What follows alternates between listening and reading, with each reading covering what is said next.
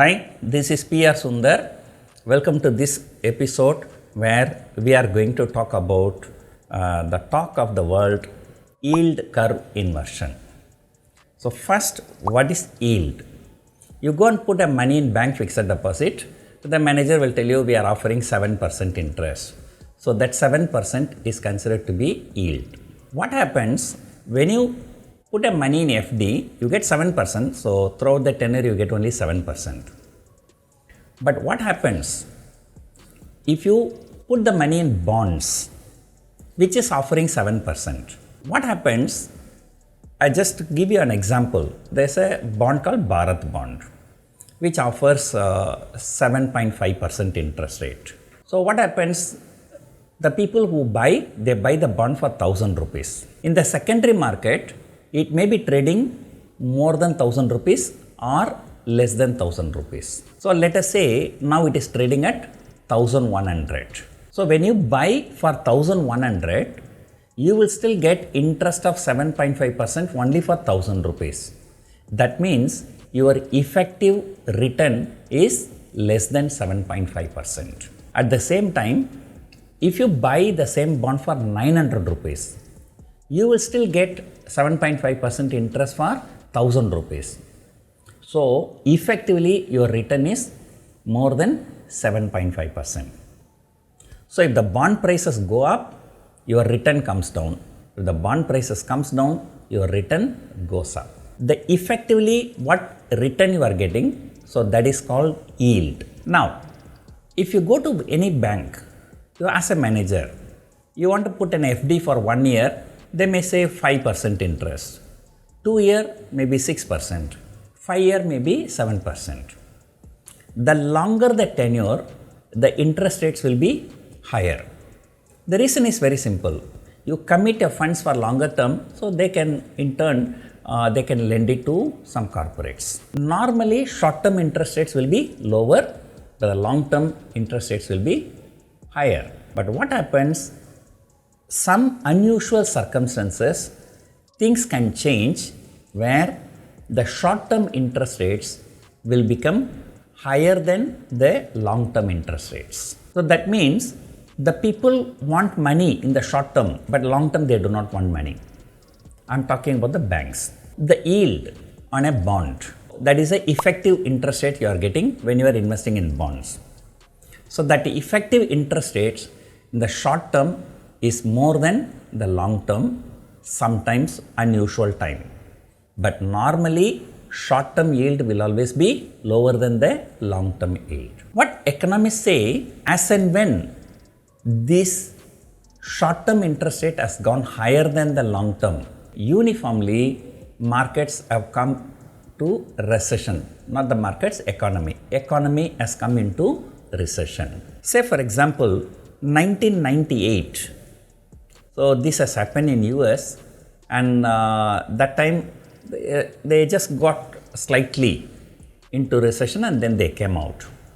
But in 2006, for a long time, the short-term interest rates were higher. That is when the 2007 December, 2008, the Lehman Brothers collapse came, the Great Recession came. Again, in 2019, this has happened. Short-term rates were higher than the long-term rates. The short-term rate higher than the long-term rate is called yield curve inversion. So 2019 this has happened, but in the next 6 to 8 months, the coronavirus came and the economic recession came.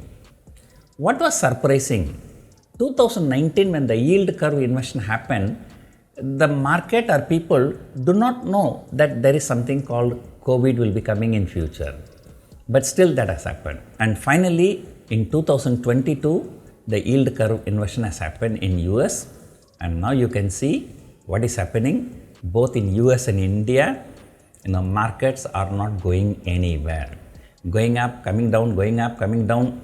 S&P 500 is around 4,000 plus or minus. Going up, coming down, going up, coming down. But it's moving around 4,000 plus or minus 5-10%. Although we moved significantly higher in the last 2 to 3 years, but still if you factor in the currency depreciation, So we are actually in the nearly bear market only. So US markets are also in bear market, Indian market in dollar terms also in bear market.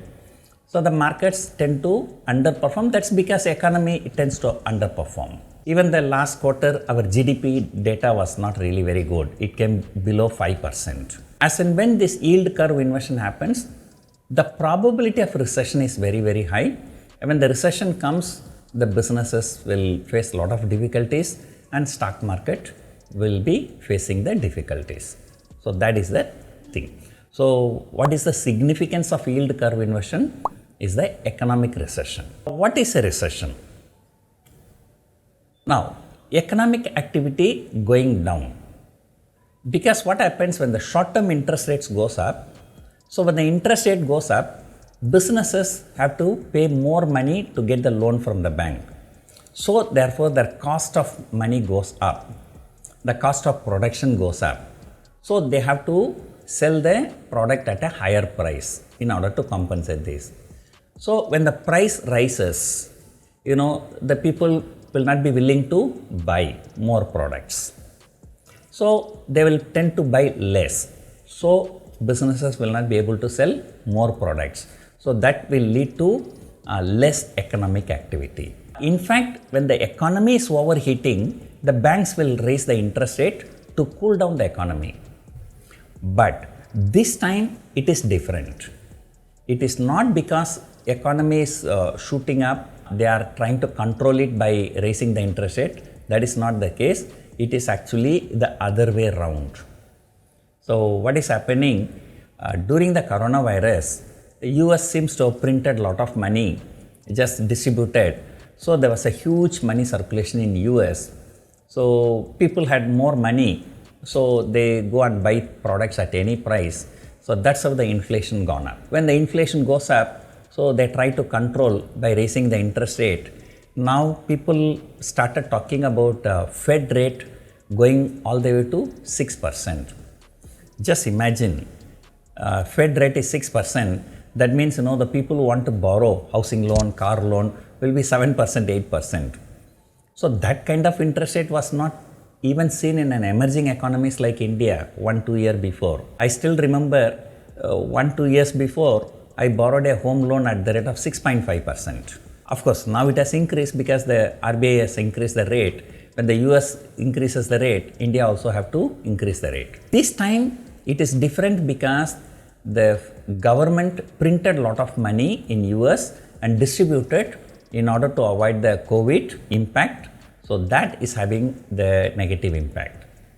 What happens if you are working in an office as a clerk and above you there is a manager? If you make a mistake, that is your mistake. If a manager make a mistake, still that is your mistake. So this is how the office culture works. The same thing in the world also. If emerging economies make a mistake, it is their mistake, they will suffer. If US make a mistake, still it is emerging economies' mistake and emerging economies will suffer. What happened to US? Nothing has happened because of this rising interest rate in US, and people are still living there happily.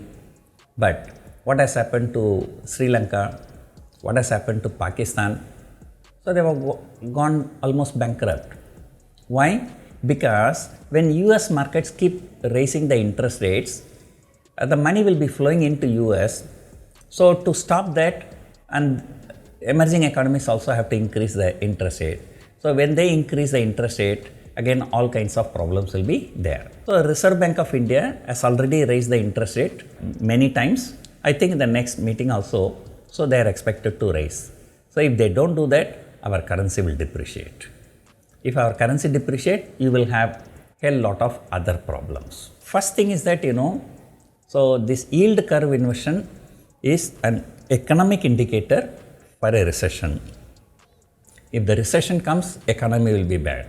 If economy is bad, then stock market will also be bad. It cannot be good.